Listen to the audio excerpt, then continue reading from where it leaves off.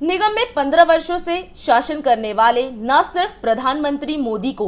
गुमराह कर रहे हैं, बल्कि भ्रष्टाचार के मुद्दे पर जीरो टॉलरेंस की बात करने वाले निगम के नेता हाउस के अंदर तीन बार जिस ई कुमार महिंद्रा के भ्रष्टाचार के कारण अपने ही दल के स्थायी समिति के उपाध्यक्ष के सवालों पर तिलमिला उठे थे, उस ई को किस प्रकार करोल बाग जोन भवन निर्माण विभाग से भारी दबाव के बाद ई सिविल लाइन जोन स्थानांतरित किया और उस ई को मात्र 1 महीने के अंदर फिर से ई बिल्डिंग हेडक्वार्टर बनाकर पुरस्कृत करने का काम किया। यह भ्रष्टाचार पर जीरो टॉलरेंस की नीति। 27 अगस्त 2021 का दिन उत्तरी दिल्ली नगर निगम के इतिहास का सबसे काला दिन भविष्य में माना जाएगा, जब भ्रष्टाचार के आरोप में घिरे भवन विभाग के ई कुमार महिंद्रा को मात्र 1 महीने के अंदर प्रमोशन देकर सिविल लाइन जोन से हेडक्वार्टर सिविक सेंटर में भवन निर्माण विभाग में ही पद स्थापित कर दिया गया। और निगम में भाजपा नेता मीडिया से कहते नहीं थकते कि भ्रष्टाचार के मुद्दे पर भाजपा जीरो टॉलरेंस की नीति पर निगम को चलाएगी।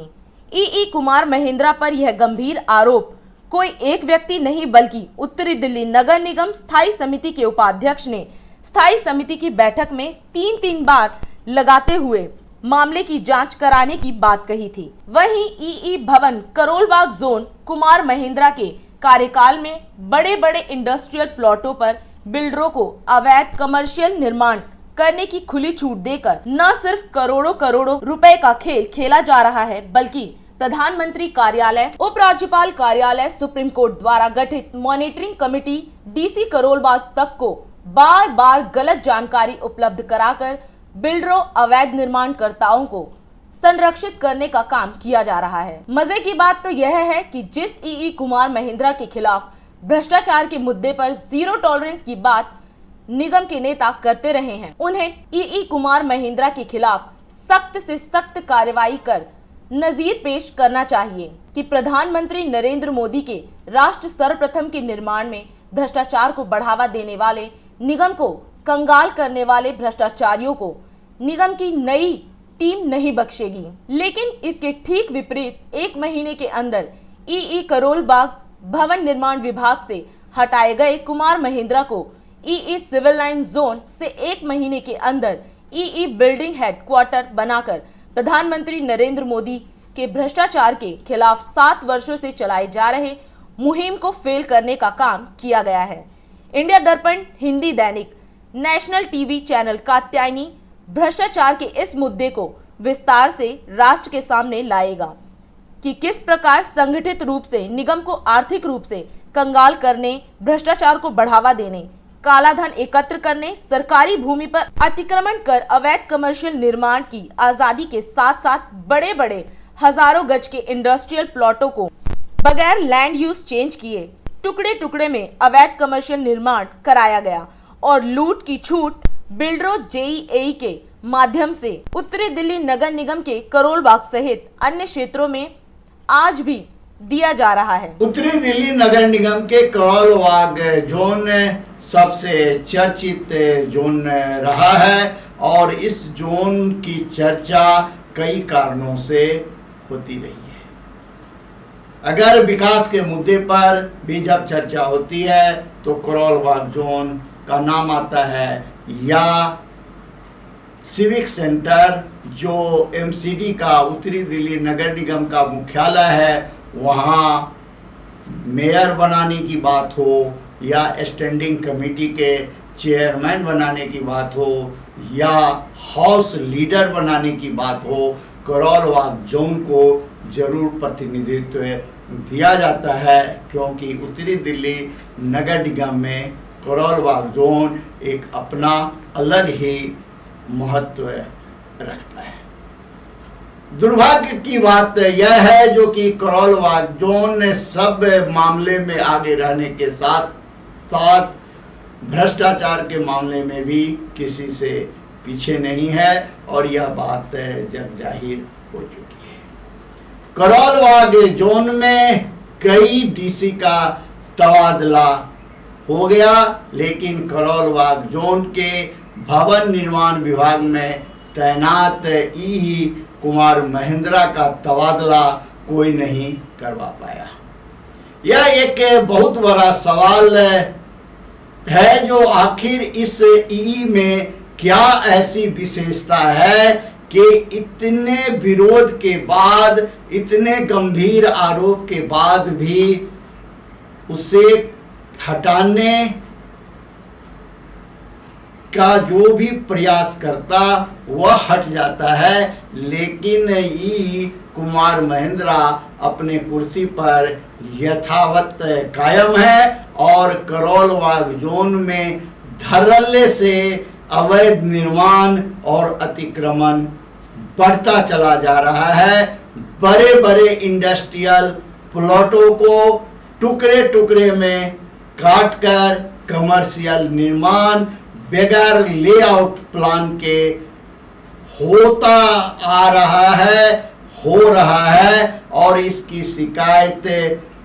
कमिश्नर से लेकर प्रधानमंत्री कार्यालय, दिल्ली के उपराज्यपाल कार्यालय, मुख्यमंत्री कार्यालय तक होने के बावजूद, कई बार जांच के आदेश दिए जाने के बाद, एसटीएफ में शिकायत होने के बावजूद या सुप्रीम कोर्ट द्वारा गठित मॉनिटरिंग कमेटी में शिकायत जाने के बावजूद भी कुमार महेंद्रा अपने पद पर कायम है और अवैध निर्माण और अतिक्रमण घटने की जगह दिन प्रतिदिन बढ़ता ही चला जा रहा है, जिसके कारण करोल बाग की चर्चा जोरों से होती है और उत्तरी दिल्ली नगर निगम के अस्थाई समिति की बैठक में तो अस्थाई समिति के उपाध्यक्ष द्वारा 2 बार इस मसले को हाउस के सामने लाया गया, लेकिन आज भी कुमार महेंद्रा अपने पद पर कायम है और अवैध निर्माण और अतिक्रमण उसी अनुरूप होता चला जा रहा है। सबसे बड़ी बात यह है कि निगम द्वारा जिस प्रॉपर्टी को बुक कर दिया जाता है, निगम द्वारा जिस प्रॉपर्टी को सील कर दिया जाता है कागज में, उन बिल्डिंगों पर भी अवैध निर्माण हो जाते हैं, वह बिक जाता है। कई ऐसे भवन हैं जिससे निगम के कागज में कार्रवाई दिखाया गया है, जो अवैध निर्माण के कारण उस पर कार्रवाई की गई है, लेकिन वह बिल्डिंग आज भी बन रही है, बनकर खड़ी हो चुकी है। कई ऐसे कमर्शियल प्लॉट के बारे में पहले भी खबर चलाया जा चुका है और इस संदर्भ में न सिर्फ करोल बाग जोन के डीसी तक बात पहुंची है, बल्कि यह शिकायत दिल्ली के उपराज्यपाल कार्यालय से लेकर दिल्ली के मुख्यमंत्री कार्यालय और प्रधानमंत्री कार्यालय, एसटीएफ और मॉनिटरिंग कमेटी तक को भेजे जाने के बावजूद भी अवैध निर्माण होता रहा, लेकिन उस पर कार्रवाई नहीं हुई। अगर कार्रवाई हुई भी तो सिर्फ कागज में हुई, खाना पूर्ति के लिए। अब सवाल यहाँ यह उठता है, जो आखिर जब कानून का पालन ही नहीं कराया जाएगा तो सुप्रीम कोर्ट द्वारा गठित, चाहे वह मॉनिटरिंग कमेटी हो, एसटीएफ हो या दिल्ली के उपराज्यपाल कार्यालय का आदेश हो या दिल्ली के मुख्यमंत्री कार्यालय द्वारा दिया गया आदेश हो या प्रधानमंत्री कार्यालय द्वारा भेजी गई आदेश हो, उसका मायने क्या रह जाता है इस ई कुमार महेंद्रा के सामने। इसका अर्थ तो स्पष्ट है, जो बिल्डिंग करोल बाग जोन कुमार महिंद्रा सभी कानून, सभी संविधान से ऊपर हैं, उनके ऊपर कोई भी कानून लागू ही नहीं होता। वो जो चाहेंगे उनके क्षेत्र में वही होगा, चाहे आप कहीं भी कोई भी शिकायत क्यों ना कर ले। इस प्रकार की एक नहीं, दो नहीं, सैकड़ों शिकायतें आई है जो किस प्रकार से ई कुमार महिंद्रा सभी वरिष्ठ अधिकारियों को, उपराज्यपाल कार्यालय को, मुख्यमंत्री कार्यालय को, प्रधानमंत्री कार्यालय को, एसटीएफ को गुमराह करने का लगातार काम कर रहे हैं, वे भी मौखिक नहीं बल्कि लिखित में। उन्हें कोई भी डर नहीं है, उन्हें किसी प्रकार का कानूनी भय नहीं है। वे कानून को अपने हिसाब से इस्तेमाल कर रहे हैं, कानून से खेल रहे हैं। उन्हें ना तो किसी वरिष्ठ अधिकारियों के आदेश की परवाह है, ना किसी राजनेता के यहाँ से आए हुए किसी आदेश के। यह एक बहुत गंभीर विषय है और इन तमाम बातों की जांच सीबीआई से कराए जाने पर वस्तु स्थिति निकल कर सामने आएगा कि आखिर